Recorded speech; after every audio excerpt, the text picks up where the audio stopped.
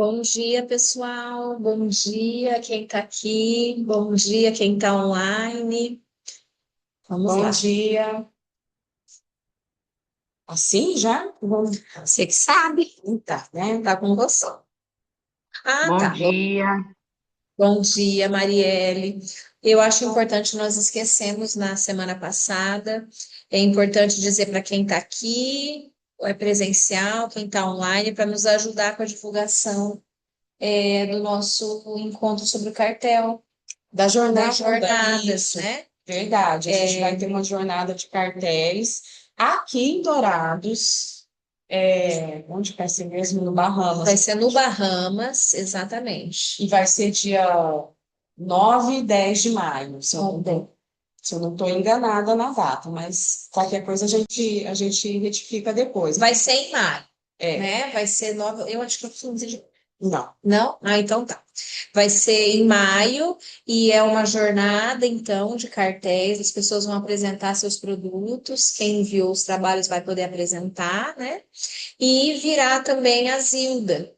Zilda Machado, uma psicanalista lá de Belo Horizonte, que tem um longo percurso clínico incrível. Então, vale muito a pena assistir. Terá a transmissão online, tá? Para quem quiser online, e será no Bahamas. Então, se vocês puderem nos ajudar com a divulgação, é um evento gratuito, tá?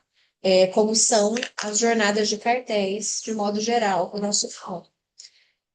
Tem que fazer a inscrição. Tem. Sim, mas a gente vai soltar, assim, uma maior divulgação, já está divulgado no Instagram, né? Dá uma olhadinha lá, Jornada de Cartéis. E o bacana, assim, que mesmo quem não estiver atualmente em cartel, que não for apresentar, enfim, está convidado para vir escutar, né? Porque frequentemente escuta, assim, algo se transmite, inclusive em relação ao que é fazer cartel.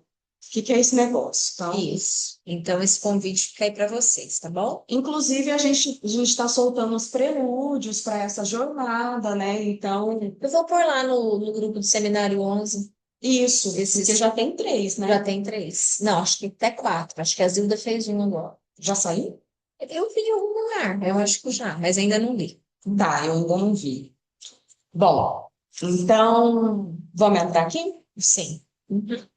Bom dia para vocês. A gente vai continuar hoje na lição 9, o que é um quadro, né? E a gente vem aqui falando, né, trazendo as coisas da arte por causa do seminário e para ter essa ideia do que é que ele está dizendo quando ele se norteia aqui por essa questão, que é um quadro.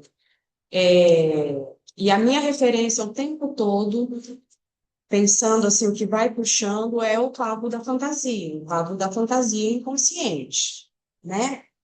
E aí, no item um teve um ponto aqui que me pegou, né? E por causa dele, para onde ele me levou, a proposta, acho que seguindo isso que ele traz tanto do Trompe l'Oeil, disso que é o engana-olho, dessa coisa no quadro, assim, que você nem sabe direito o que é, mas que captura, né? Eu vou fazer aqui uma espécie de engana-olho, um desvio, né? É um desvio aqui do seminário para poder tentar transmitir o que é que eu entendi da perspectiva, né? Porque nesse livro que a gente está usando de apoio, eu, e vai ser um malabarismo hoje, porque eu vou precisar ficar passando de um texto para o outro, enfim. Mas esse livro que a gente está usando de apoio, né, que é o do Quiné, ele explica bem o que é a perspectiva, de um ponto de vista assim, geometral, e eu não tenho muita condição com a matemática, né? Aí eu saí correndo para a literatura. É sempre um bom lugar para correr, na verdade. Pelo menos Assim. para mim, assim, é um estranho familiar gostoso, né? A matemática é só estranhamento, nem, enfim. Então, foi daqui, né, da página 108, quando ele disse assim: E ele está dizendo que na relação, né, entre os seres, o logro, a enganação, né, aquilo que a gente não sabe muito bem o que que é, tem uma função essencial. E aí ele diz assim: sem dúvida alguma, é por intermédio de máscaras que o masculino e o feminino se encontram da maneira mais aguda, mais ardente, né? E talvez mais enganosa, né? Porque as relações elas se sustentam também ali a partir de um engano em relação ao outro. Acho que a Pri falou como que é que você destacou, eu nunca te vejo de onde. Ah, é. Vamos pegar a frase aqui, ó. Jamais me olhas na página 104. Jamais me olhas lá de onde te vejo. E inversamente, o que eu olho não é jamais o que eu quero ver, né? Exato. Então a gente está sempre num terreno do engano, e aí para entrar, eu pensei, hoje por acaso, e a gente falou aqui já no começo de como o acaso é guiado pelo automaton, não é? Por aquilo que está lá no inconsciente, aí você acha que achou por acaso, mas alguma coisa te moveu até ali.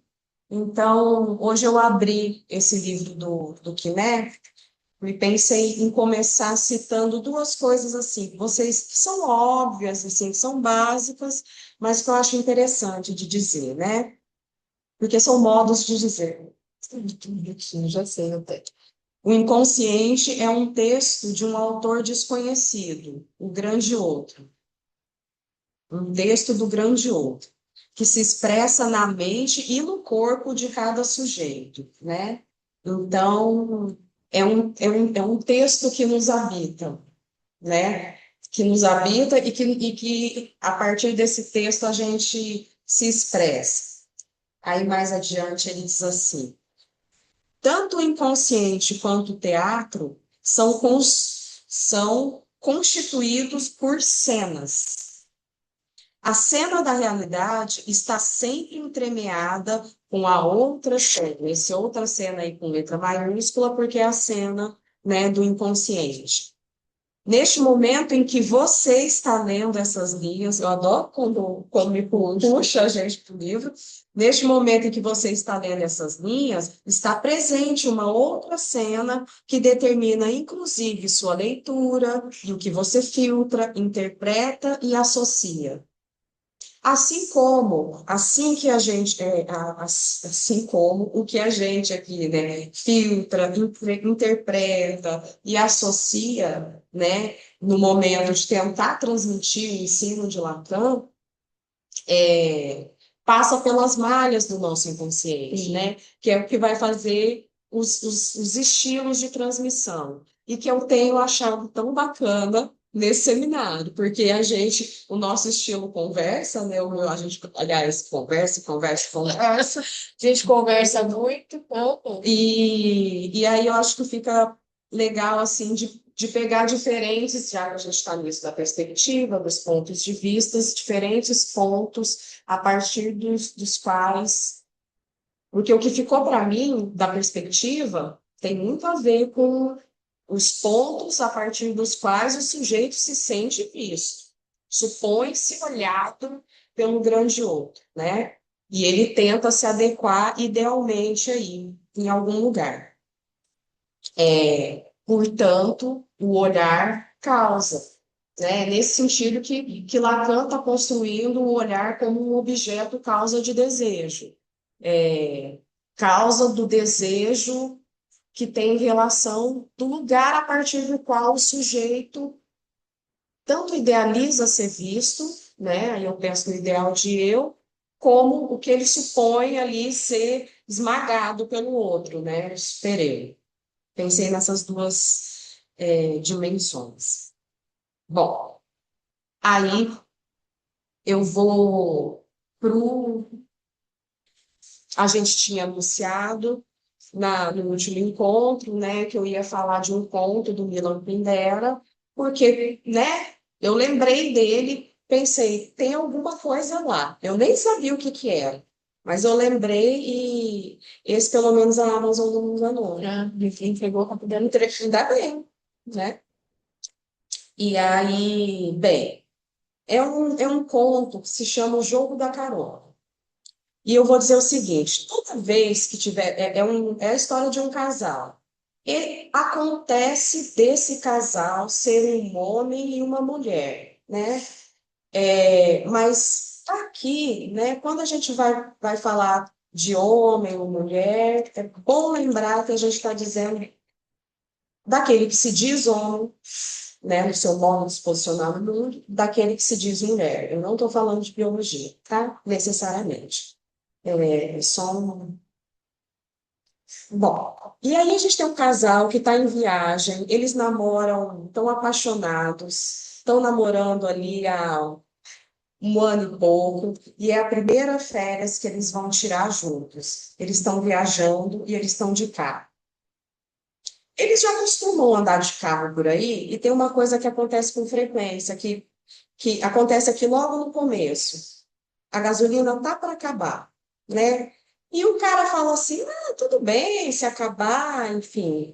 É, E a moça já diz assim, ela já está tensa, desde que não fiquemos sem gasolina como da última vez. E aí ela lembra ele, e o lembrou dos vários lugares onde aquilo já aconteceu. O rapaz respondeu que não importava, pois tudo o que lhe acontecia em sua companhia, né, tinha o sabor de aventura. Já a moça não pensava como ele. Quando ficavam sem gasolina no meio da estrada, a aventura era só para ela, pois ele se escondia e ela precisava usar e abusar de seu charme feminino. Para um carro, parar um carro, pedir que a levasse até o posto de gasolina mais próximo, depois parar outro carro e voltar com um galão. Né? Ele ficava lá paradinho, enquanto ele vê, digamos assim, o seu objeto de desejo, o seu objeto de amor, se oferecendo ali e voltando com a gasolina meio, né, por um lado, puta da vida e toda tímida, né? E o que ele mais gosta dessa mulher é justamente o pudor, o quanto ela é tímida, o quanto ela enfim, Envergonhada. envergonhada, né? E logo que eu reli isso aqui, nisso, né, dele deixar a gasolina quase acabar para essa mulher ter que buscar, eu me perguntei, né, se eu escutasse isso, eu me perguntei, tem um gozo aqui por parte desse homem, né, nessa cena? E ela se presta, né? Eu estou dizendo, mesmo que ela volte bravinha e tal, isso tudo faz parte da cena. É, Sabia que ela, o homem, sabia que ela o amava e era ciumento. Mas ele achava assim, como o ciúme dela era comedido, ele achava assim até comovente, né? Não interessava. E já ela, em um momento, ela é definida como o ciúme, uma mulher ciumenta, né? Bom, aí deixa eu ver, porque eu falei que eu vou ter que fazer um malabarismo, porque eu fui escrevendo o que eu queria dizer de cada ponto, mas eu pensei assim, a gente pode se perguntar o que há de especular deste homem em relação àqueles com quem ela vai buscar gasolina. Porque tudo eu fui imaginando nesses termos de quadro mesmo, e esse homem, tipo, da relação dele com os homens que estão olhando, Olhando para ele. né? Ele olhando os homens a olhar, né? Com quem ela vai buscar gasolina nesse teatro, no qual, mesmo contrariada, a moça consente participar, né? Esse teatro que ele encena para um grande erro. Aí, no outro ponto, diz dele, o que apreciava na moça sentada a seu lado era justamente aquilo que achava mais raro encontrar nas mulheres, a pureza, né? Deixa eu ver. Então, ela aparece aí como um objeto precioso, que ele talvez goste de exibir por acreditar possuir, né? E eu me lembrei de Lacan dizendo, não me lembro bem onde, que o homem crê na mulher, né? Ele crê ali nos semblantes. A mulher equivoca mais, eu acho. Qual que é o texto? Fazia um ano que se conheciam. Eu falei mais de um ano, mas não é não. Mas ela ainda conseguia enrubescer diante dele, e ele gostava muito de seus momentos de pudor. Primeiro, porque isso a diferenciava das mulheres que conhecera antes dela. Segundo, porque conhecia a lei da fugacidade universal, que tornava até mesmo o pudor de sua namorada precioso para ele, né? Então, assim, o narrador, eu tomo o narrador como aquele que sabe das coisas, né? Aqui do texto de quem ele está contando. Então, ele está dizendo mais ou menos de como essa mulher se posiciona aí para ele, né? Que tem de agalmático aí nela, não é, que a gente nunca sabe, mas passa pelo pudor. Há sempre um sabido no amor, e ele sabe o que a diferencia das outras. Mas por que essa mulher púdica e não outra mulher púdica? Ela não é a única mulher púdica do mundo, entende? Então, não se sabe tudo que envolve a escolha de objeto. Pode ser apenas um traço, um brilho no nariz, como diz Freud, não me lembro que texto e não deu tempo de procurar. Tem várias referências assim que acabam ficando de cabeça. Bom dia, Maria. É, já ela, em outra, assim, nesse equívoco que são as relações, no seminário 8 o Lacan vai dizer que o amor é da ordem do cômico, né? Talvez às vezes para quem vê, não sei para quem vive, né? A tragédia. Para quem vê, da ordem do cômico. Mas E do ridículo, como já diz o poeta, né? exatamente. E as cartas de amor são ridículas. Se não fossem ridículas, não seriam cartas de amor. Hã? Não seriam de amor, exatamente. Então tem um ridículo, um cômico no amor para quem vê de fora, né? E não é, acho que não é à toa que essa coletânea que chama Visíveis Amores, Ah, né? pronto. Eu nem li os outros ainda, porque assim, eu já tinha lido, mas o que me marcou foi o que eu esse. lembro, assim, né? É desse aqui. Então ela, nessa comédia amorosa, desejava se sentir bem com seu corpo, sem inquietações nem ansiedade, como a maioria das mulheres com quem conviveu. Aham. Sim, uma coisa de achar que as mulheres, a outra se sente bem com o corpo. Porque a outra, Não, a outra que sabe, ela não se sente, mas a outra se sente. as outras sabem ser mulher, ela não. Ela fica, e aí fica nervosa, fica vermelha, o estômago não sei o quê. Tem um texto da Priscila, na estilos 30 e poucos, eu não lembro, É sobre qual? que é sobre relação de devastação, mãe e filha, que você parte da insustentável leveza do ser, Exato. do Milan Kundera, que é o mesmo autor, e que é interessante, eu acho muito interessante como ele consegue colocar nessa dualidade alma o feminino e a dualidade da alma com o corpo, algo mais ou menos assim, de como a alma se expressa nas vísceras, digamos, né? É muito bonito. E ele faz isso na Insustentável Leveza do Ser, e eu acho que você passa por aí. É muito bonita a Insustentável Leveza do Ser também, tanto para falar disso do amor, né? De um homem e de uma mulher, isso do semblante, e eu me lembro de como captura ele que ela dormia de mão agarrada. Mesmo quando estava dormindo, ela continuava assim, né? Porque você dorme e relaxa. Ela dormia de mão agarrada e aquilo toca ele, né? Mas eu achei lindo você lembrar disso, porque agora a gente pula um pouquinho para a Insustentável Leveza do Ser, porque uma das coisas, né, que essa mulher aparece é com um livro embaixo do braço, Ana Karenina. E aí, para fugir desse aperto, ele começa a colocar um livro na mão dela. Então, eu. Deixa eu ver aqui. É lindo. Aí, no 5, não é à toa que a gente entrou nisso. Esse dualismo da alma e do corpo lhe era estranho para essa moça. Ela se confundia muito com seu corpo, para não senti-lo com ansiedade, né? O corpo sempre dando notícias aí de algo que escapa ao sujeito, né? Que é essa outra cena. Era isso. Por favor. Daí, mas como não há grande, eu não sei se a Marisa está aí, a Marisa ela tratou de um outro texto do Freud que fala o Freud analisando a gradiva, né? E passa pelas coisas do amor também, depois pode ajudar a gente.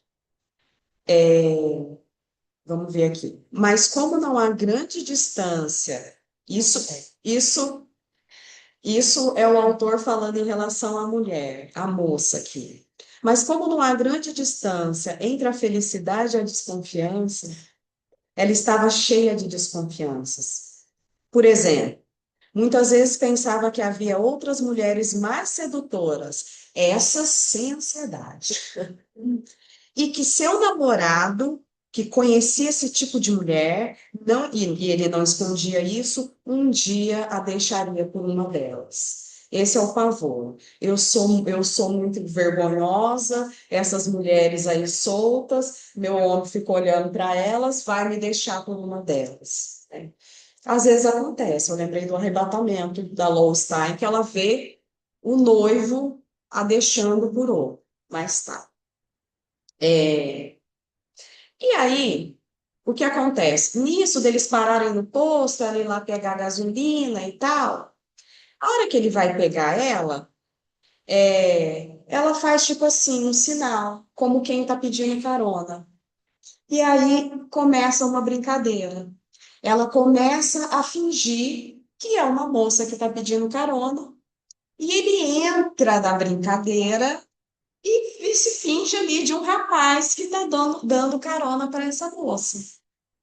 É, só que o tempo todo ele fica mais, digamos assim, consciente de que, eu não sei se consciente é a palavra, mas o tempo todo por trás da personagem ele está vendo a namorada dele, né? Enquanto isso, ela vai se perdendo na personagem.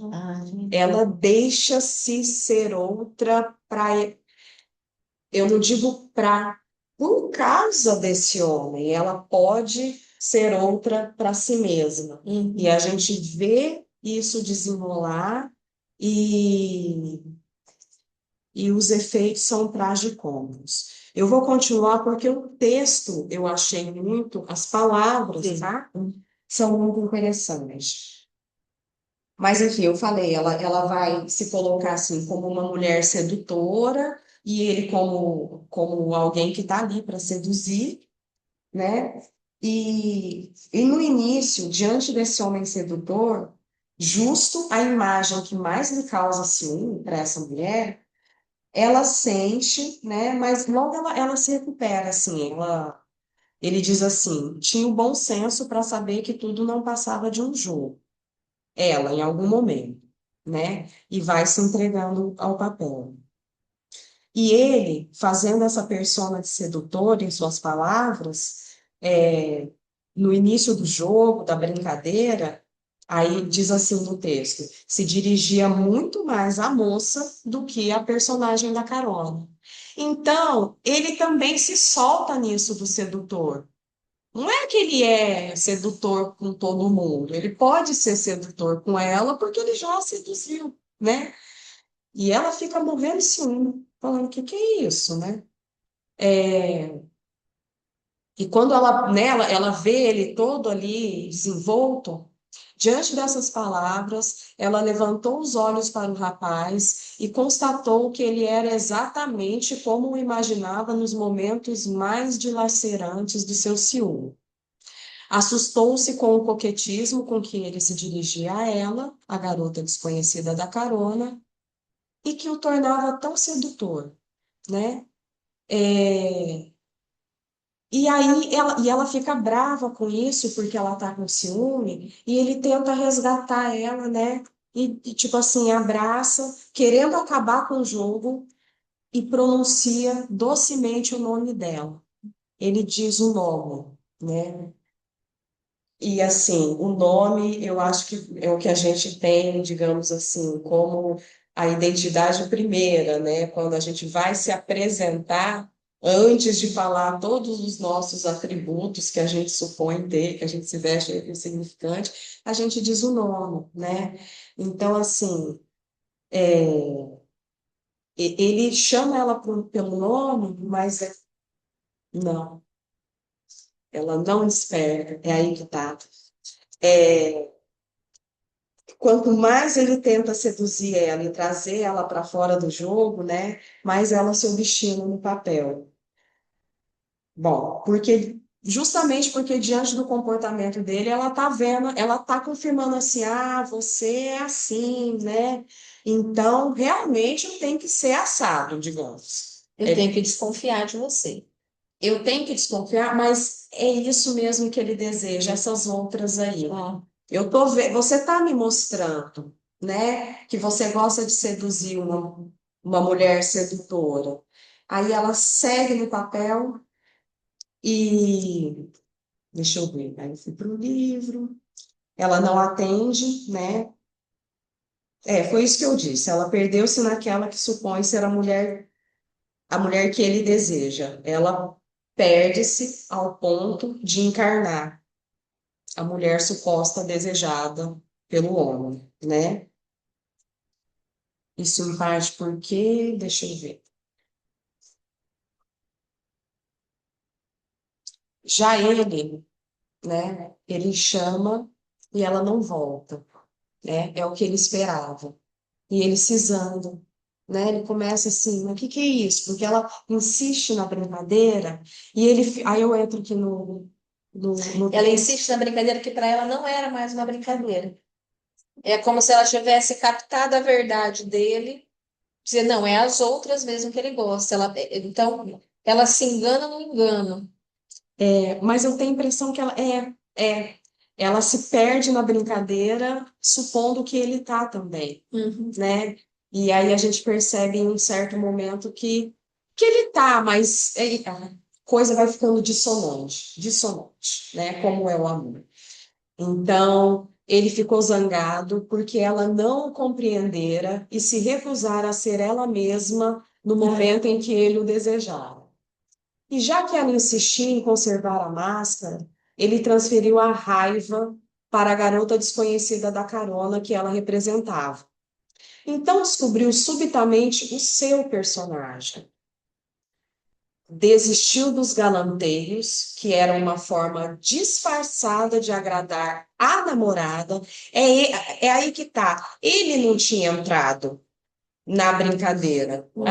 Ela já tinha entrado, tipo, vem. E ele tá ali, não, eu tô vendo por trás da máscara, eu tô te vendo, eu tô te vendo, eu acredito que eu tô te vendo. Vem. Ele chama, Volta. volta. Você ainda é a fulana. E ela não é. Aí ele descobre o seu personagem. Desistiu dos galanteios, que era uma forma disfarçada de agradar a namorada, e se pôs a representar o homem duro, que em suas relações com as mulheres acentua os aspectos mais brutais da virilidade: a vontade, o cinismo, a segurança. Ele vira quase um red pill, né? Eu fiquei com essa impressão. É, sim, Então, que brincadeira perigosa, né? brincadeira perigosa, porque esse homem, e vejam, o Kundera diz aqui, embora não se semelhasse a esse tipo de homem, e ele fala em outros momentos de como ele trata. Desperta isso nele. Uhum. Uma coisa que estava guardada, daí a gente não sabe se é assim, daí assim, Despertou nele algo Uma outra ali. coisa que talvez ele desconhecesse, inclusive, que é o, né? as mulheres Esse lado, exato. Sim. E essa imagem, é nesta imagem que daqui em diante ele vai se espelhar, né? E seguindo o que você está dizendo, talvez é qualquer imagem que a gente consegue, né? Esse, como você bem colocou do Neida, assim, nada é exatamente do nada. Precisa dos traços, do traçado ali do inconsciente, né?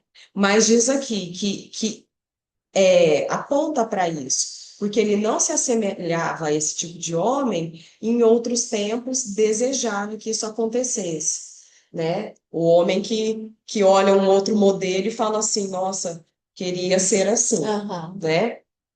Ou poderia ser mais assim. Então, ele com raiva encarna o macho escroto.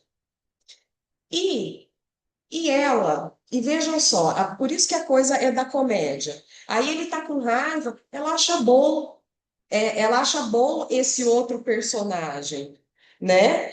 A distância sarcástica do rapaz convinha a moça. Ela se libertava de si mesma, pois ela mesma era, antes de tudo, o ciúme.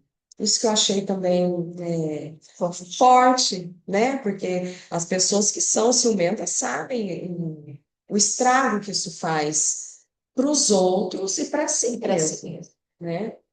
A partir do momento em que seu namorado deixou de exibir seus talentos de sedutor para mostrar apenas o rosto fechado, o ciúme se aplacou. Ela podia esquecer de si mesma e se entregar ao seu papel, né? Seu papel, aí diz aqui, um papel extraído da má literatura. A garota da carona era somente uma vil sedutora que sabia usar admiravelmente seu charme. A moça entrou na pele desse ridículo personagem de romance com uma facilidade que a surpreendeu e encantou. Ela fica surpresa, encantada e gozosa de poder ser essa outra que ela admira, inveja, deseja, enfim, para esse homem. Nele, o efeito vocês vão ver. Porque a existência representada começa, né, invadir a existência real.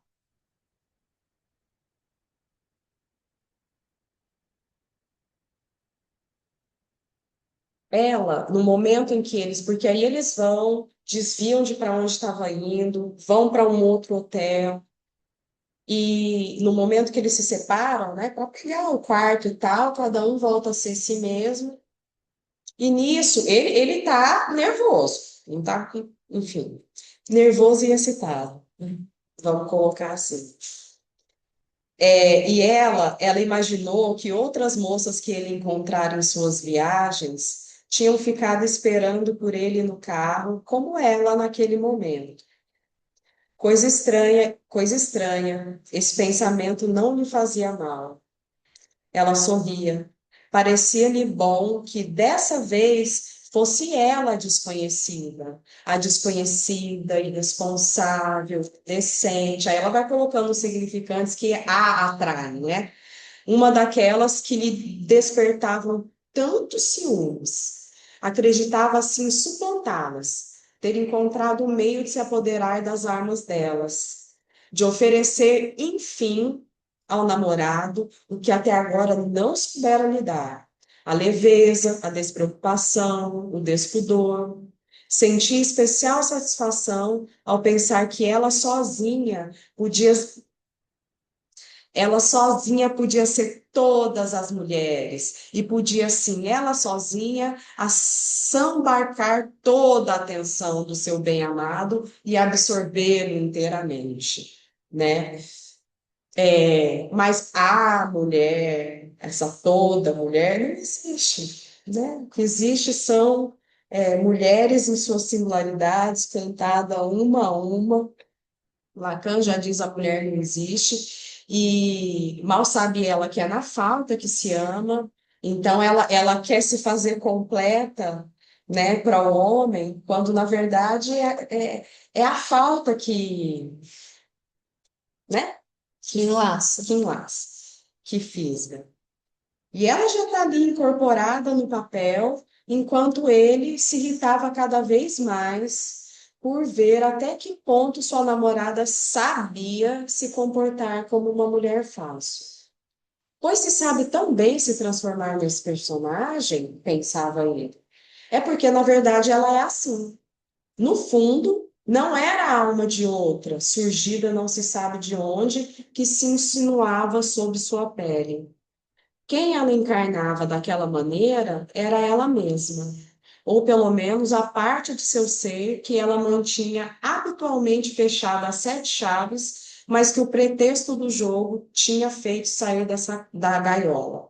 E mal sabe ele que isso é com ele, por causa, para ele, né? Então é um teatro que é encenado para o olhar do outro, mas a partir da causa, daquilo que causa o sujeito, né?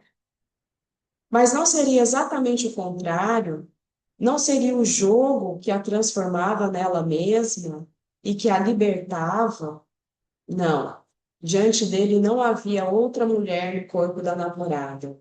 Era a própria namorada, ela mesma e mais ninguém. Olhava para ela com crescente repugnância. Então, à medida que ela vai se soltando, e aí, antes de ir para o quarto, eles vão para o restaurante do hotel. E aí, diferente da primeira cena, que ela vai buscar gasolina, toda, tipo, timidazinha. E não é que os homens não olhem para ela. Ele vê os homens olhando e vê como o corpo dela responde a esses olhares. Envergonhada com pudor. O pudor, né? Que ele achava que tinha e de repente. Que é a joia Que dele. é a joia dele. De repente ele disse: não, não é isso, não. Eu me enganei. Na verdade, ela é com a disco dourado. E aí ela sai da perspectiva.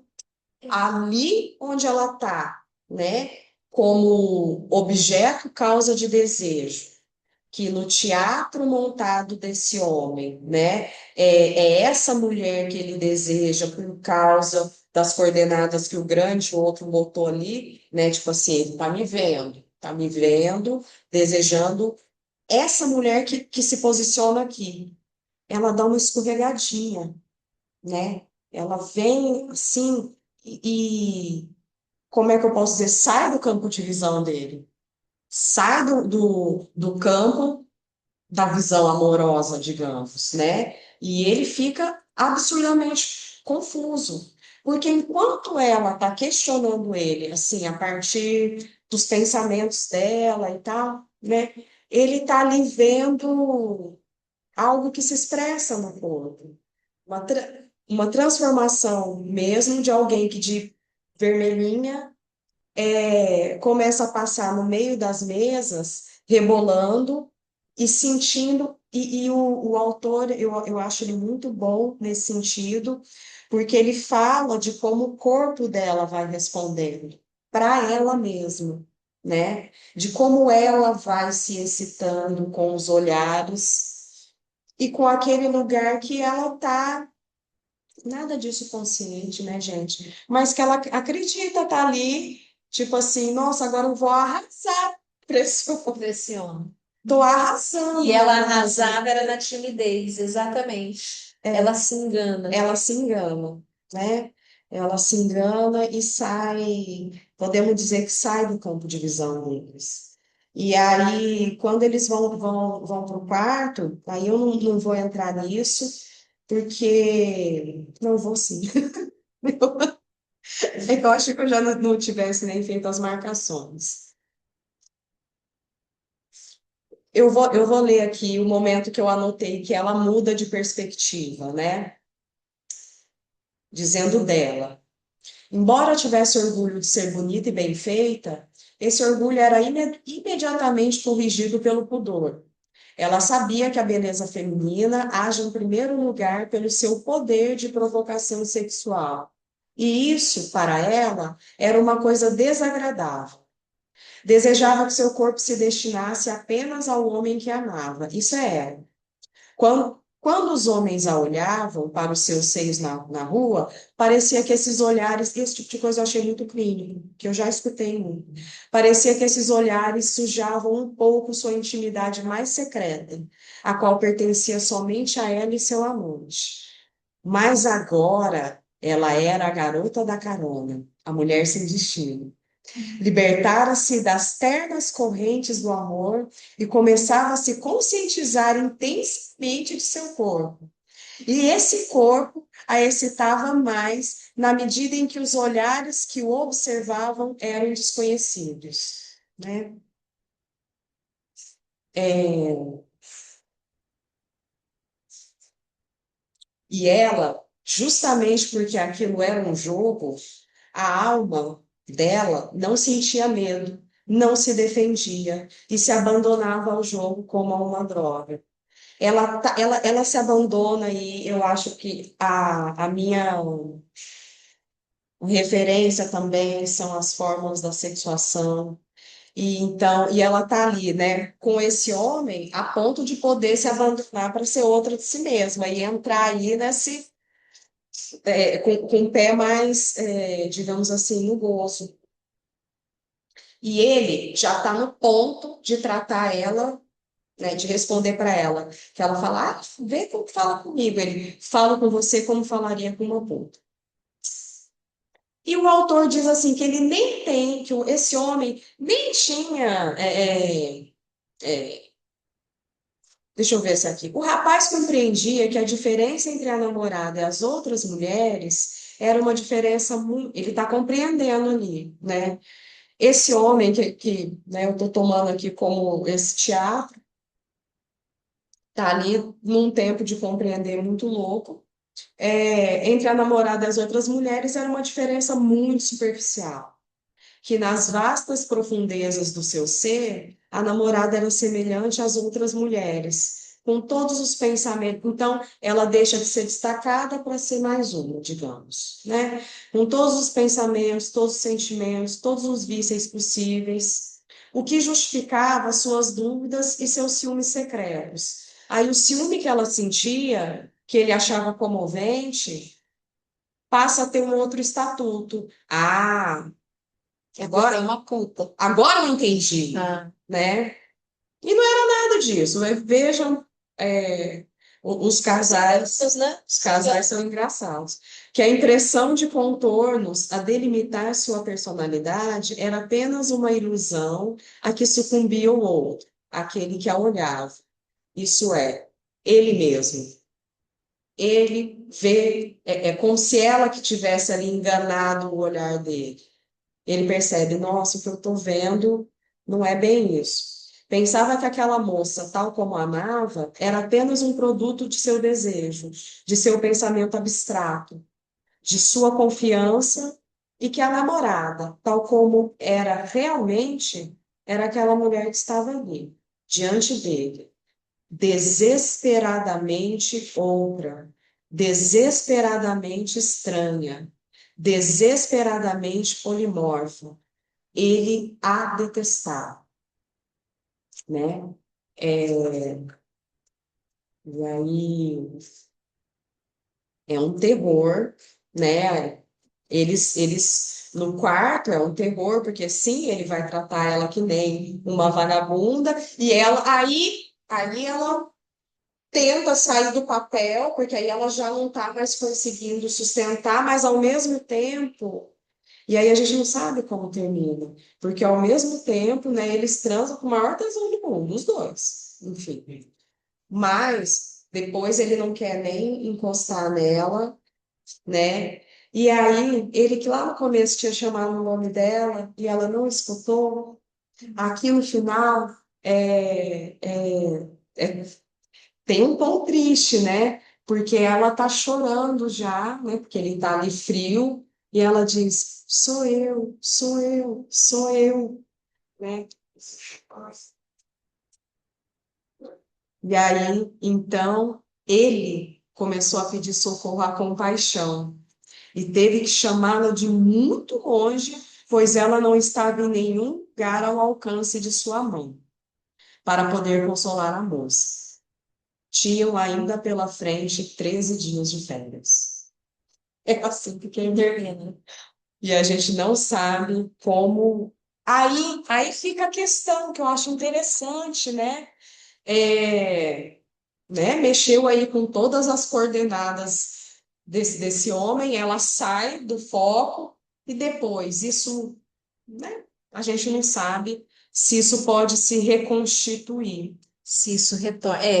Uma vez a Elizabeth Rocha Miranda, eu não lembro agora, faz muito tempo, ela disse em uma fala dela, eu acho que ela conduziu um seminário no Rio na época da pandemia, talvez conduza ainda, mas eu lembro de tê-la ouvido dizer assim, que tem fantasias que precisam ficar só na fantasia. Se a fantasia vai muito para o real, a coisa desmorona. Você lembra do caso? Eu Tô lembro, lembrando. mas lembro assim, muito por cima. Era de uma mulher, né, que era casada e o marido dela tinha uma insistência, né, que ela transasse com uma outra mulher junto, Não, que transasse com outro casal, assim, com outra com pessoa. outra pessoa. Aí ela, é que eu lembro, Ah, tá. eu lembro dela Eu também não. contando isso, né? É um caso, acho que dialoga bem aqui. Aí a gente já passa para Marisa, para o Beverly. O marido insiste para eles fazerem sexo com outra pessoa, sexo a três. E aí ela e diz que ela assim nem ligava muito para aquelas coisas e eles vão numa casa, né, de swing, alguma coisa assim, e me parece que tem lá um cartãozinho, que aí é aleatório se vai ser homem e mulher. Tá. E aí eles vão a primeira vez e vem aí tira o cartão azul, vem um homem, que não diz que fez lá aquela coisa arada tudo para ela, beleza, agradou o marido. E aí depois ele ainda insiste para voltarem, aí sai o card de uma mulher. E essa mulher que nunca nem tinha imaginado estar com outra mulher, ali acontece o que ela chama de chiquene, chique. Exatamente. No encontro com essa mulher, tem um encontro aí com o real e que ela não consegue sair desse abraço. E é um caso clínico que ela está contando. Acaba com o casamento, porque ela fica obcecada Por essa outra por mulher. essa outra mulher. E não é, ela diz, e não é nem pelo sexo e tal, é para estar ali. Tinha uma coisa do abraço, assim, de Sim. estar. Então, acaba o casamento dela. Não agora, mais detalhes eu não lembro. Mas eu me lembro que a Elizabeth, porque a gente pode dizer assim, não, ela encontrou, na verdade, o objeto de desejo dela e foi viver com essa mulher. Mas não era isso, era da ordem do horror. Ela com Da essa mulher devastação, né? era da ordem da devastação. Não era da ordem do, que maravilha que eu agora me dei conta. Não, era uma que durou muito tempo e que era um horror. Foi igual a expulsar, né? Não, era essa mulher específica. Era essa mulher específica. Um menino Um dizia. a ideia, né? Se pensa e se entende no cérebro, é isso? Eu não sei se vocês assistiram o filme que o Nelson colocou, que a Fran tinha indicado, O Amor lá, né? Eu assisti, achei, nossa, belíssimo filme. E ele me mostrou, me fez lembrar de um outro filme, que vocês vão me ajudar a lembrar o nome do filme. É com. Desde que eu assisti Titanic bem novinha, o Leonardo DiCaprio se chama Jack e ela se chama Rose. Então é com o Jack e com a Rose também de novo, né? E eu vou ter que pesquisar aqui o nome. É com os dois. É com os dois. Não é o leitor. Nossa, quantos filmes, né? Tem com os dois, não é o leitor. É esse. Eles são casados. Gente, é um filme muito bom. Você sabe o nome? É um nome, eu queria achar aqui. Foi apenas um sonho. Pronto, aqui, ó. Foi apenas um sonho. Esse filme é excelente. Você já assistiu? Mas é excelente com força, porque mostra muito bem isso do desencontro. Então, eles se amam, claramente eles se amam, mas chega um momento que eles começam a se desencontrar tanto, e ele trai ela, e aí ele conta para ela, tem umas, ele diz, então, você tá tão assim que eu te traí. E ela não dá mais a mínima, e aí ele sai de si, porque ela não deu a mínima para isso. Enfim, acaba com a morte dela, assim, né? É assim que acaba o filme. Ela morre, né? Mas ela morre, não é ele que mata ela, enfim, mas mostra muito assim de um desencontro, de uma frustração dessa mulher, que ele fazia de tudo que ele podia, mas não para tentar aplacar, mas isso não aplaca. O jeito com que ele age com ela é um jeito que irrita ela, irrita profundamente, que descontrola ela, né? E aí até que eles foi apenas um sonho, né? Até que eles criam um sonho assim dos dois e aí todo mundo volta a ficar muito bem, eles voltam a ficar, né? O casal volta a funcionar, mas esse sonho não se realiza. E na medida que ele não se realiza, ela cai de um jeito que E essa que é morte, brutal para ela. então, tem a ver com isso de cair porque não é simples cair desse lugar de objeto de desejo de um homem, né? É, eu não consigo saber se ela cai como objeto. Ela não cai como objeto para ele. Ele segue amando essa mulher. Mas alguma coisa desfunciona de um modo, agora falando no caso da Elizabeth também, alguma coisa desfunciona de um modo que ela não tem mais onde se agarrar. Ela não tem mais onde se agarrar. Então é um filme muito bom. Assistam, porque realmente é excelente esse filme. Eu não sei se é a Marisa ou o Beverly que querem falar.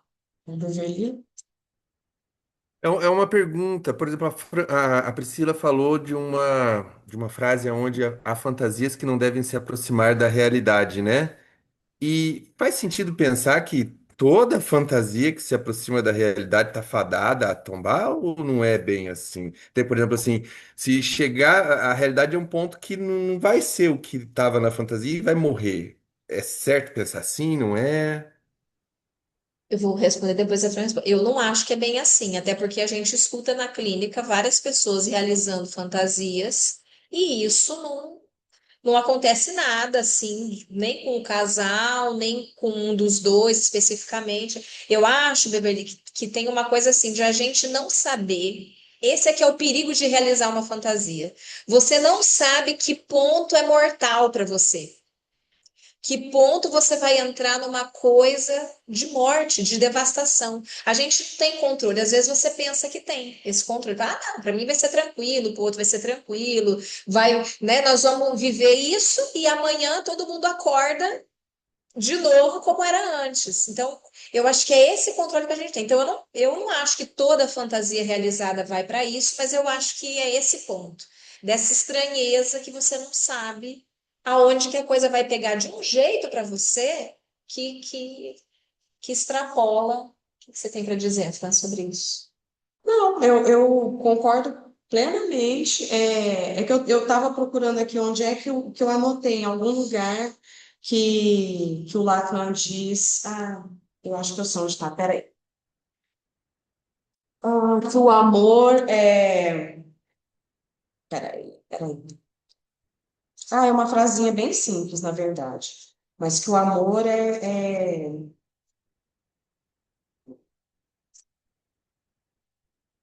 todo amor se baseia numa certa relação entre dois saberes inconscientes, né? Lacan vai dizer isso no Seminário 20. Então, eu penso assim, que muitas vezes tem algo aí, né, do casal, digamos, ou desse saber, assim, dessa relação, não é que sabe, mas que assim, e que vale, e é, que pode sim, né, tá em alguma fantasia, em alguma, digamos, prática ali proposta, né, pelos dois e que funcione, né? Agora, o que nunca existe para a psicanálise é garantia. E acho que quando se fala, como que ela chama mesmo? Você falou uma coisa, A Dara? a Dara falou algo interessante disso, de que entre aquilo que se pensa e o corpo tem sempre uma distância, né? Então, aquilo que a gente acredita, querer, que a gente não sabe muito bem como é que o corpo vai reagir, como é que o inconsciente, né, a partir do corpo, vai fazer ele se movimentar. Então, eu mantenho isso assim, não há garantia, há um perigo. E essa fala da Elizabeth também me marcou, né? Uhum. Tipo assim, de tomar cuidado. E a gente está falando assim das fantasias conscientes, né? Essas que são guiadas, né, pela consciência, pelo tesão, enfim. Porque ele tem que prever como que isso vai atravessar a gente depois. Não tem. Não tem. A gente só vai sabe. Mas não como que isso vai atravessar a gente depois. Se aquilo vai atualizar algo do encontro traumático do sujeito com o sexual, né? Exato. Às vezes é isso, né? Algo ali se atualiza e degringola, digamos assim. Sim. A Brenda quer falar? Brenda, pode falar. Eu quero. Priscila, Francina, vocês não acham que também, de uma certa forma, dá indícios no discurso da pessoa, na clínica, por exemplo, se aquilo também deve ou não ser concretizada, aquela fantasia, né? Parece que esse saber inconsciente também está no sujeito, de que ele quer, mas também que não vai ser tão bom assim, sabe? Vocês não acham isso? Que o sujeito vai tendo um conhecimento, assim, sobre aquilo que é possível e não é para Porque ele? Sim, eu acho isso, que porque sim. às vezes. Aham, pode falar. Eu acho que sim, que o sujeito vai tendo conhecimento do que é possível, mas a gente não pode esquecer desse ponto de não saber, de não sabido, de insabido, que vai perseverar. Então, um ponto. A gente, numa análise, você vai contornando esse buraco do não saber e vai sabendo muito sobre si mesmo, sem dúvida nenhuma. Mas resta sempre um ponto de não sabido, um ponto que você não vai ter acesso pela via do simbólico, porque tem a ver com o real, né? Então, ainda para os sujeitos muito bem analisados, obrigada, pode ser que eles saibam lidar melhor com as consequências de um encontro desastroso.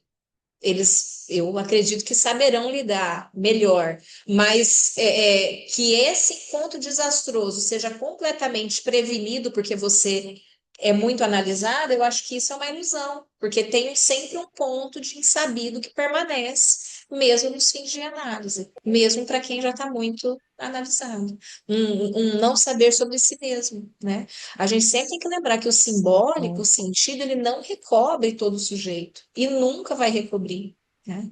Então, E eu diria assim, que falando ele pode se descobrir, né? Ele vai, né, descobrir o que é possível ou não, né? Mas ele não sabe, e tampouco o analista, menos o analista, né? Ele não vai saber assim, acho que por aí vai ser estrago. Não, não sabe, né? É o sujeito que vai dizer, vai caminhar e vai responder. E como a Priscila colocou, né? O simbólico não recobre tudo, o real está sempre aí, o real é para todos, analisados, não analisados, enfim. Então, as ocorrências vão estar sempre acontecendo. A questão é o saber fazer com isso, né? Que é que, enfim, algo nesse sentido. Não, agora não. Mais alguma coisa, gente, para gente. Eu fiz todo esse desvio para poder dizer, né, da perspectiva e muito pensando, gente, é sintomático, ele me trouxe de novo. qual que você quer? Não, vai demorar, É que não adianta eu pegar se eu tiver, porque não está a sua anotação. não vai estar marcadinho e tal, vai ficar para um próximo encontro, né? Que eu tô com essa coisa da fantasia, né? E eu sempre quero reler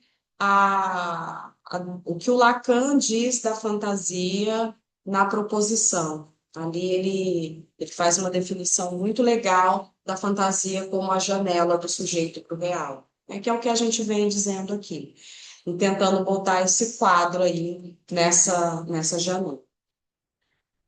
Mais nada, gente, eu queria voltar para o Lacan. Mas vamos, então, agora para o item 2, né?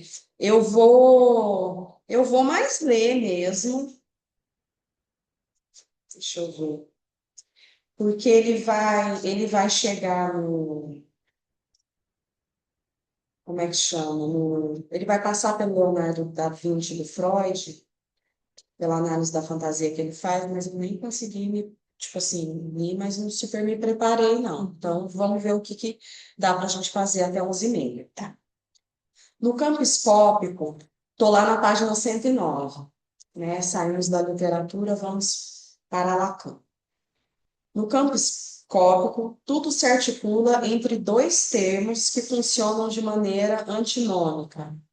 Do lado das coisas, há um olhar, quer dizer, as coisas têm a ver comigo, elas me olham, e contudo eu as vejo, né? O sujeito vê e se vê sendo visto pelas coisas, até pela lata de sardinha. Então, não é só pelas pessoas, né? É essa coisa assim, você lança o olhar para algo e isso retorna para o sujeito, né? É, neste sentido, é que é preciso entender a palavra martelada no Evangelho. Eles têm olhos para não ver. Para não ver o quê? Justamente que as coisas têm a ver com eles, que elas os olham. É este o motivo por que fiz entrar a pintura em nosso campo de exploração, pela portinha que nos dava Roger Caillois. Todo mundo percebeu da última vez que tive um lapso chamando de bom-vida, fazendo notar que o mimetismo é, sem dúvida, o equivalente da função que, no homem, se exerce pela pintura, né? Isso de o engano, né? Me engano. O fazer-se quadros, cessar a pintar, né? Não é de modo algum oportunidade para nos fazermos aqui a psicanálise do pintor, sempre tão escorregadia, tão escabrosa, e que provoca sempre no ouvinte uma reação de pudor. E engraçado que, em certo sentido, é o que o Freud faz, né? A psicanálise do Leonardo da Vinci. A gente vai ver. Também não se trata de crítica da pintura. E, no entanto, alguém que me é próximo e cujas apreciações contam muito para mim, me disse ter se incomodado de que eu abordasse algo que parecesse com isso, né? O que você está botando pintura aqui no meio? Certamente aí está o perigo, e tentarei fazer com que não haja quanto a isto, a menor confusão. Se considerarmos todas as modulações que impuseram à pintura as variações no curso do tempo, da estrutura subjetivante, é claro que nenhuma fórmula permite ajuntar essas visadas, esses ardis, esses truques infinitamente diversos. Vocês viram bem, aliás, da última vez, que depois de ter formulado que na pintura a Dom Regar, eu não lembro o que é esse, eu lembro do trono. Bom, quer dizer, aí vai dizer, que aquele que olha é sempre levado pela pintura a depor, acho lindo isso, a depor seu olhar, né? A gente depõe e a pintura serve de pastagem para o olho, alimenta o olho, né? Eu dizia também a correção de que é, no entanto, um apelo todo direto ao olhar que se situa o expressionismo. Então, passamos por um campo um pouco mais abstrato, né? O do expressionismo, em que algo, pelo menos para mim, eu vou dizer, que eu acho interessante, é em relação à distância que tem que ser tomados. Aí eu não entendo direito de arte, não, mas estou pensando em expressionismo, estou pensando no impressionismo também, que se você fica muito perto, fica um bando de borrado.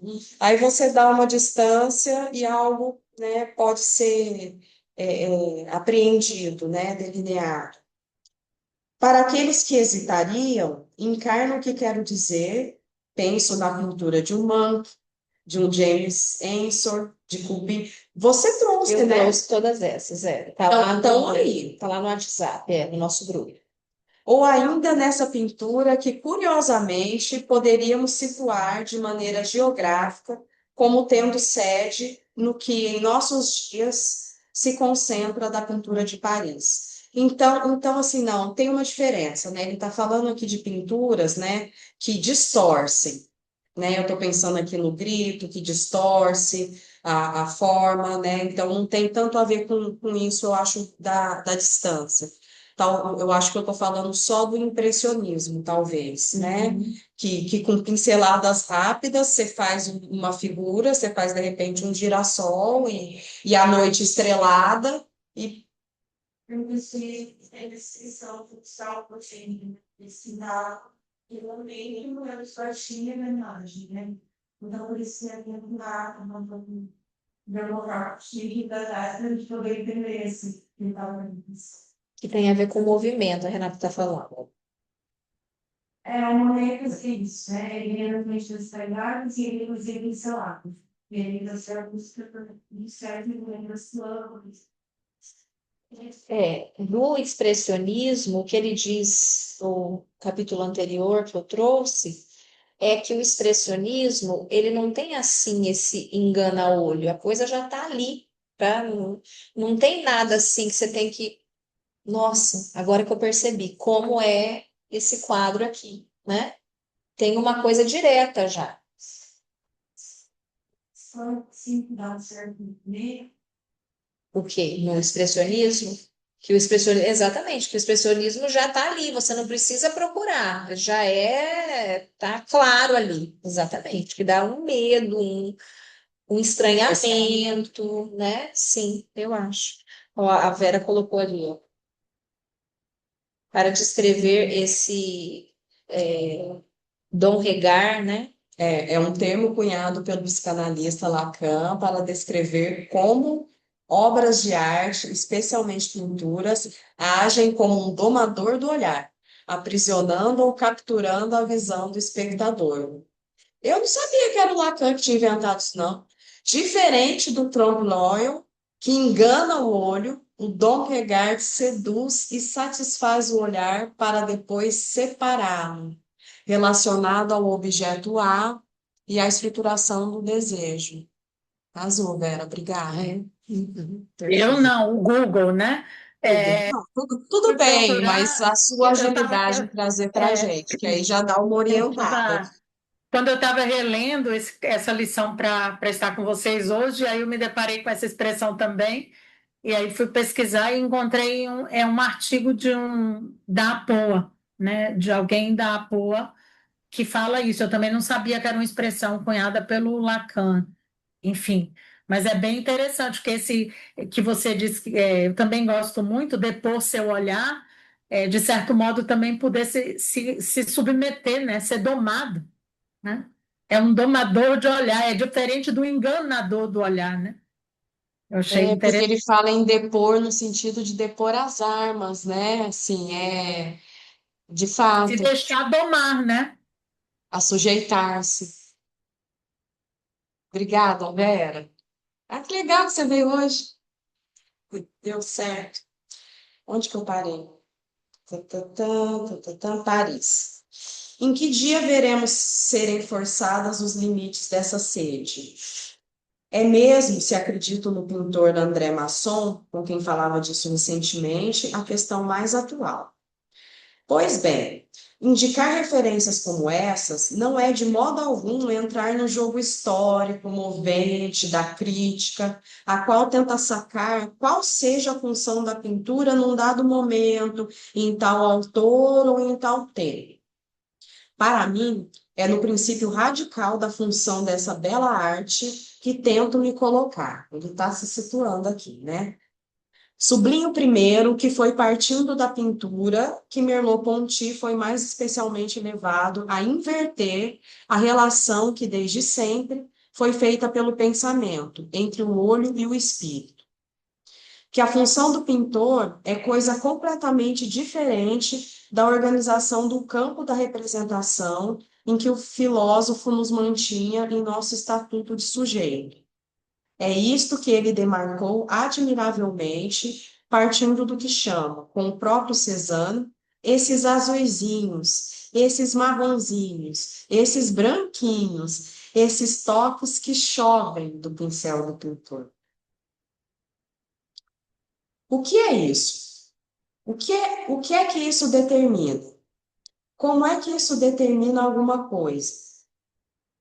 Isso já dá forma e encarnação ao campo no qual o psicanalista se embrenhou, seguindo Freud, com o que em Freud é ousadia louca, e que, nos que o seguem, logo se toma imprudência. Bom, eu pensei aqui, Adara, aquilo que você leu no começo para a gente aqui, que pensei que cabia. Você não podia falar mais alto para o pessoal ouvir? Ela colocou lá no grupo. Não, porque ela trouxe, a nossa participante, a Dara, ela trouxe uma informação de um pintor, uma citação dele que está na abertura de Água Viva, Vou ler aqui. e que eu achei que dialoga aqui, achei muito bonito. Ela disse assim, ó, tá lá no grupo, tá?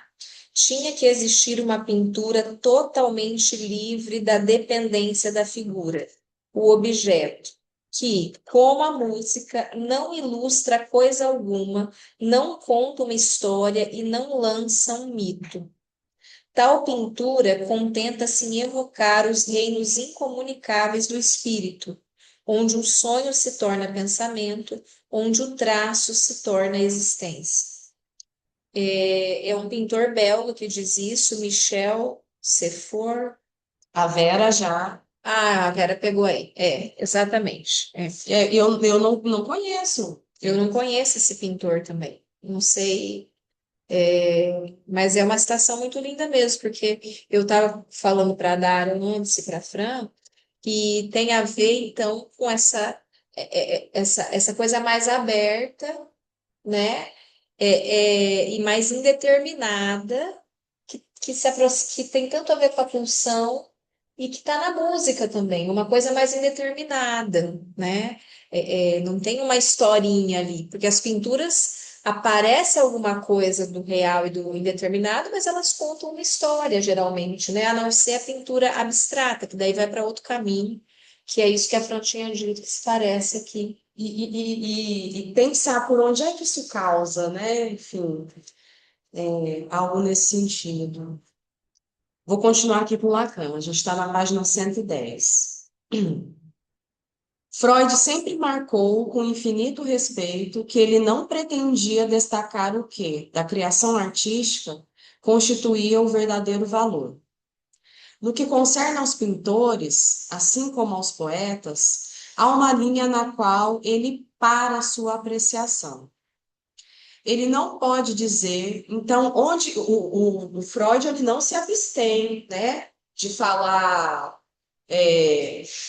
de personagens históricos, digamos, né, de fazer, se utilizar deles e da biografia para falar da psicanálise, né, ou para conceitualizar.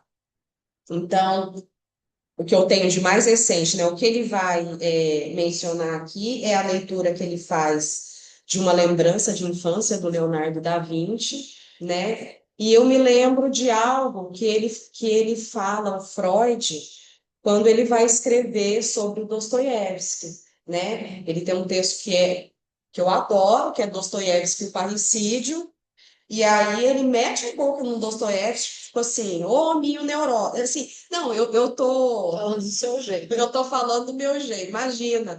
Assim, mas no sentido assim, meter a boca, no sentido, ai, que hominho neurótico, né?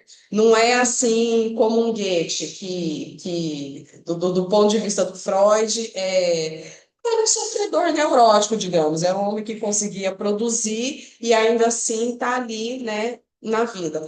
Já o Dostoiévski, homem difícil, porém, aí ele diz mais ou menos assim, me lembrou, acho que por conta da palavra depor, talvez. Porque ele diz, diante do artista criador, ai de nós, temos de depor as nossas armas. Uhum. E a psicanálise, e é isso que o Lacan está colocando aqui como limite de Freud, porque não vai se dizer de onde vem isso da criação artística. O que é que faz que um sujeito torne-se Leonardo da Vinci? Né? É algo que escapa, né? Que vai escapar. Não vai se dizer. Bom, enfim. Ele não pode dizer, ele não sabe o que ali para todos, para os que olham ou que ouvem, constitui o valor da criação artística, né? A gente entra num campo difícil de ser objetificado. Contudo, quando ele estuda Leonardo, digamos, e aí eu achei muito legal também ele falar disso aqui, porque ele faz esse estudo do Leonardo da Vinci em 1910, né? Tem o texto dele, a lembrança, papapá. E aí, por o acaso do automaton, dos significantes, eu caí num texto de 1905, tá, porque eu me perguntei, onde é que o Lacan? Onde é que o Freud fala mesmo do per via de core, per via de levare, né? Porque o Freud, né, para passar sua novidade, ele vai dizer que, diferente das terapias, né, que agem pela via da sugestão, E colocam alguma coisa, que dão um significado para as coisas, né, que como pintor vai lá e acrescenta. a psicanálise funciona por via de levare. O psicanalista seria mais próximo do escultor, porque ele não vai acrescentar tinta, ele vai arrancar lascas, né? Ele vai esculpir, né? Ou, enfim, porque na verdade é o sujeito que deixa-se, né, tocar por essa parceria, né, com o analista. E o Freud tirou isso do Leonardo, é essa volta, assim, que eu adorei. Porque eu nunca tinha notado que a gente, o que a gente estava dizendo no começo também, que eu tentei dizer com que né, o que a gente vai enxergar naquilo que a gente está lendo depende do momento, depende de uma série de coisas. Então, fala, a gente vai Fala alto, porque a gente tem um problema com o pessoal aqui. enxergar, tipo, você falou, ela tá servindo a me vendo aquela hora. E isso ficou na minha cabeça. Antes do Newton, de compor a luz, acreditava que a luz era a nossa visão. A gente sabia que o olho fechar, mas se você fecha o olho, ela servindo está lá. Entendeu? E aí, se for na minha cabeça, agora que você falou, você estava falando uma coisa interessante sobre o Leonardo da Vinci, e me lembrou sobre isso. E eu fiquei matutando, sabe? Porque o que era verdade? O que era, sabe, palpável? O que é palpável? Ela pincelada no pintor, sabe? A música é impacto, mas é pincelada no pintor, a estrutura do pintor, enfim. Gente, o pessoal reclama porque não escuta, e você está falando coisas interessantes, por isso que a gente costuma chamar Quem fala para vir aqui, para poder ouvir. a gente. Mas ele está falando. Seu nome? O Caio está dizendo do Newton, né? Que não sei reproduzir o que ele falou, mas a questão que são coisas que a gente vem falando também, Caio. Depois, se você quiser ouvir as gravações, né? A gente vem falando disso, que daí você. Mas ele está dizendo assim, que quando a gente fecha o olho, que antigamente se achava que a luz é que fazia a gente enxergar, mas quando a gente fecha o olho, a lata de sardinha continua lá. né? Então, o que que é a verdade, né? O que que é isso do olhar, da pincelada do pintor, né? Eu acho uma pergunta interessante, né? O que é a verdade, porque já que você mencionou o Newton, e aí eu acho que talvez para muitas pessoas é inevitável, né, não pensar, né, na experiência no triângulo, aí, e assim, e não é interessante que a gente enxergue, vamos colocar assim, transparente, né? Como se a luz né, não tivesse cor, e aí com a experiência do Prisma, além de criar o Dark Side of the Moon, a capa do Pink Floyd, ele mostra que ele decompõe e mostra que a luz tem cores, né? É muito o que a gente percebe com o fenômeno do arco-íris, que é um negócio muito doido mesmo. É, E esse negócio da escultura, eu estou lendo agora o capítulo do Augusto, né? Você pode, no final, ele discute muito Moisés de Michelangelo, né? Ele até contrata desenhista para pegar os detalhes lá, e eles É. se baseando. Tem uma curiosidade interessante daquele livro que a Fran indicou sobre arte, porque o Michelangelo e o Leonardo da Vinci viveram mais ou menos no mesmo tempo. Michelangelo um pouco mais jovem, Leonardo da Vinci um pouquinho mais velho. E, inclusive, lá em Florença, tinha uma competição de um negócio, acho que quem que ia pintar. Imagina, nós estamos falando de Leonardo da Vinci e de Michelangelo. Isso não vai para frente, porque cada um é chamado para alguma coisa, né? Mas o que eu achei interessante, porque eu acho que toca nisso que a Fran falou, do que é o gênio, né? E como a gente não consegue entender. Por que que ele conseguiu essa coisa com o olhar que ninguém mais consegue? Só ele. Do Michelangelo tem uma coisa muitíssimo importante, que é o seguinte: ele pintou a Capela Sistina super emburrado, super contrariado. Ele não que ele achava aquilo um absurdo, porque ele já era uma celebridade desde muito jovenzinho. Todo mundo já via que ele tinha a genialidade dele era de saber exatamente o corpo humano, a anatomia humana, os músculos humanos com uma precisão que é de uma genialidade. Veja, gente, não tinha IA não para a gente pegar aí e ver as definições das coisas e deixa eu ver se esse músculo está certo. Não tinha isso. Então ele tinha essa genialidade. Quando ele é chamado para pintar a Capela Sistina, ele fica bastante bravo porque ele diz: Eu não sou um pintor, eu sou um escultor. Então, ele, que não era pintor, pintou a Capela Sistina. tá bom para vocês? Ele que não era pintor, que disse assim: Eu estou emburrado, mas emburrado mesmo, bravo, pintando aquela Capela Sistina na força do ódio, vamos dizer assim, e fez aquilo tudo Imagina que se eu tivesse com vontade, está dizendo aqui, né? Se ele pintou, imagina com vontade, exatamente. Então, é, é, é muito interessante disso do gênio, que a gente tem que depor as armas frente a um gênio mesmo. Porque é isso, ele alcança alguma coisa que, que a gente quer, que a gente, né, que não tem assim. E o Leonardo da Vinci não era só genial na pintura, esse é o ponto dele, né? Ele era genial na pintura, sem dúvida nenhuma, não tenho o que dizer sobre isso, mas ele era genial em um monte de coisa. Ele era genial na biologia, ele era genial na engenharia, ele era genial sei lá, no que ele não era genial, na verdade, né? Ele era muito genial em tudo. Aliás, um homem vitruviano é, eu até penso, é de onde se parte aí para esse saber anatômico, né, que se espraia no Renascimento, talvez. Na verdade, ele é o primeiro a dizer muitas coisas sobre ele foi o primeiro, né? Ele pode ter desenvolvido uma vida é pouca para desenvolver tantas coisas, mas ele ia apontando algumas coisas que foram. Sim, muito estudo. Ele vem muitas dimensões dele e outras que elas têm funcionado para genial pra caramba, assim. Ele está falando das invenções do Leonardo. Vários, sabe? Vários.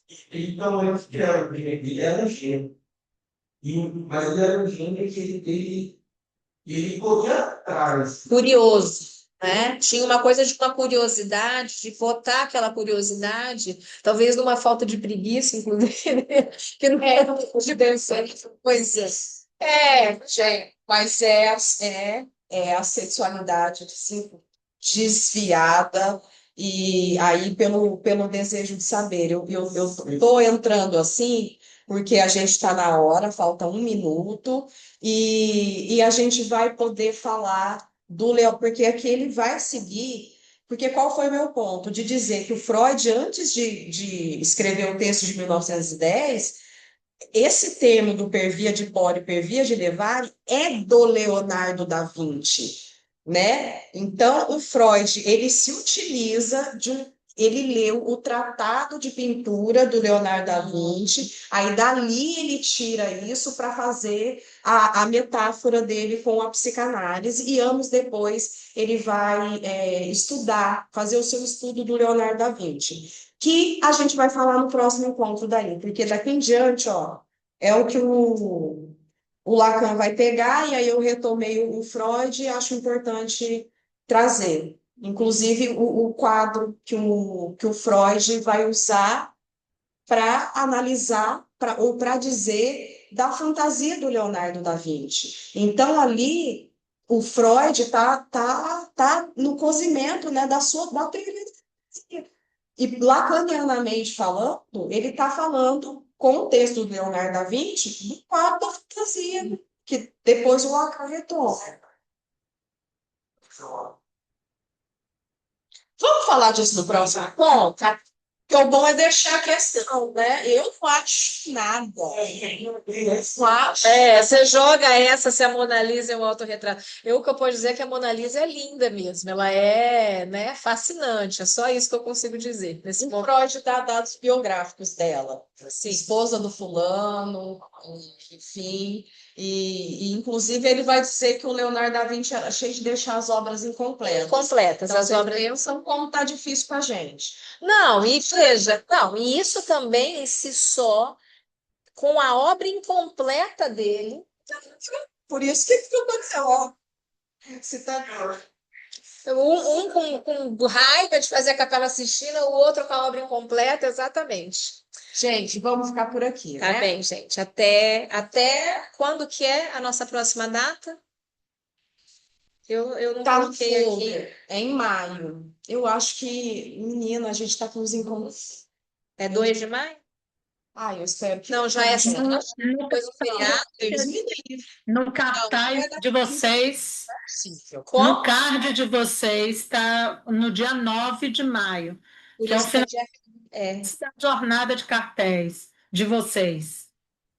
é dia 15 a jornada, não é? Então, é uma semana antes, é vocês, e uma semana depois da jornada é vocês. Exatamente. É Então, nós. então você tinha É todo. vocês não, somos nós. Isso, exato. Ah, Então, a gente obrigada, espera meninas vocês, queridas. tá? Daqui 15 dias. Um beijo, obrigada Cheiro, pela participação. Alexandre. Um cheiro. Gente, Tchauzinho. obrigada pela presença. Então, até 15 dias, né? Dia 9. Não, gente, semana não dá. Semana de